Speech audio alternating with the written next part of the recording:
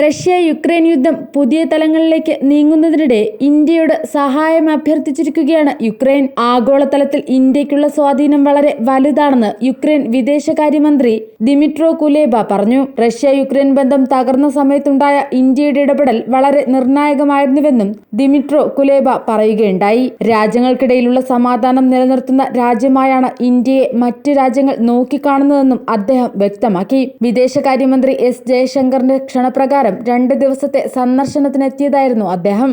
ആദ്യമായാണ് ഇന്ത്യയിലേക്ക് വരുന്നത്. ഇന്ത്യൻ വിദേശകാര്യമന്ത്രി എസ് ജയശങ്കറിന്റെ ക്ഷണം ലഭിച്ചപ്പോൾ എനിക്ക് മറ്റൊന്നും ചിന്തിക്കേണ്ടി വന്നില്ല.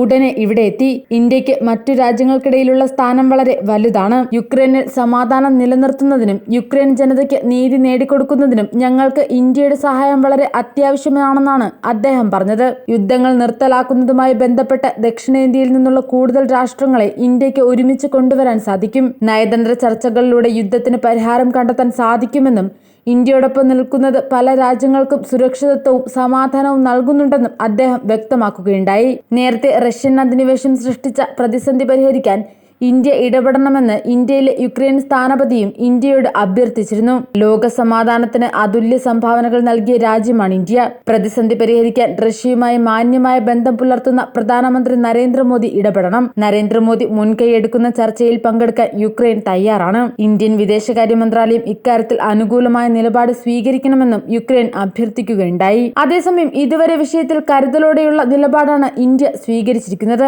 റഷ്യ യുക്രൈൻ വിഷയത്തിൽ ഇന്ത്യ നിഷ്പക്ഷ നിലപാട് തുടരുമെന്നാണ് വിദേശകാര്യ മന്ത്രാലയം അറിയിച്ചിരിക്കുന്നത്. നിലവിൽ ഇന്ത്യ ഒരു രാജ്യത്തിന്റെയും പക്ഷത്തു ചേരില്ല. ഇരു രാജ്യങ്ങളും തമ്മിലുള്ള പ്രശ്നങ്ങൾ സമാധാനപരമായി പരിഹരിക്കപ്പെടണമെന്നാണ് ഇന്ത്യ ആഗ്രഹിക്കുന്നത്. ഐക്യരാഷ്ട്ര രക്ഷാ സമിതിയിലെ യോഗങ്ങളിലും ഇന്ത്യ നേരത്തെ വിഷയത്തിൽ നിഷ്പക്ഷ നിലപാടാണ് സ്വീകരിച്ചതെന്ന് വിദേശകാര്യ സഹമന്ത്രി രാജ്കുമാർ രഞ്ജൻ സിംഗ് പ്രതികരിച്ചിരുന്നു. പിന്നാലെ ആഴ്ചകൾക്ക് മുമ്പ് പ്രധാനമന്ത്രി നരേന്ദ്രമോദി റഷ്യൻ പ്രസിഡന്റ് വ്ളാഡിമിർ പുടിനുമായി ഫോണിൽ ബന്ധപ്പെട്ടിരുന്നു. വീണ്ടും പ്രസിഡന്റായി തിരഞ്ഞെടുക്കപ്പെട്ട പുടിനെ അഭിനന്ദിക്കാൻ വിളിച്ച സംഭാഷണത്തിൽ യുദ്ധവിഷയവും പ്രധാനമന്ത്രി നരേന്ദ്രമോദി ചർച്ച ചെയ്തിരുന്നു.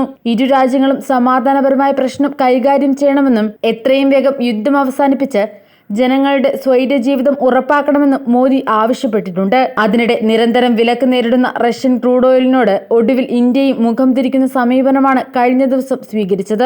റഷ്യൻ എണ്ണയ്ക്ക് ബദലായി ഇനി അമേരിക്കയുടെ ക്രൂഡ് ഓയിൽ വാങ്ങാനാണ് ഇന്ത്യൻ എണ്ണ കമ്പനികളുടെ നീക്കം. പ്രതിദിനം 2.50 ലക്ഷം ബാരൽ വീതം അമേരിക്കൻ ക്രൂഡ് ഓയിൽ അടുത്ത മാസം മുതൽ ഇന്ത്യയിൽ എത്തിത്തുടങ്ങും. റഷ്യൻ എണ്ണ കമ്പനികൾക്കുമേൽ അമേരിക്ക ഉപരോധം ശക്തമാക്കിയ പശ്ചാത്തലത്തിലാണ് അമേരിക്കൻ എണ്ണ വാങ്ങാനുള്ള ഇന്ത്യയുടെ നീക്കം. കഴിഞ്ഞ ഒരു വർഷത്തിനിടെ അമേരിക്കയിൽ നിന്ന് ഇന്ത്യ ഇത്രയധികം എണ്ണ വാങ്ങുന്നത് ആദ്യമായാണ്. റഷ്യ യുക്രൈൻ യുദ്ധത്തിന്റെ പശ്ചാത്തലത്തിൽ യൂറോപ്യൻ രാജ്യങ്ങളും അമേരിക്കയും റഷ്യൻ എണ്ണയ്ക്കുമേൽ ഉപരോധം ഏർപ്പെടുത്തിയിരുന്നു. പ്രധാന ഉപഭോക്തൃ രാജ്യങ്ങളായി നഷ്ടപ്പെട്ട റഷ്യ ഇതോടെ ഇന്ത്യയും ചൈനയും സമീപിക്കുകയായിരുന്നു. ഇന്ത്യക്ക് റഷ്യൻ കമ്പനികൾ വൻതോതിൽ ഡിസ്കൗണ്ട് വാഗ്ദാനം ചെയ്തിരുന്നു.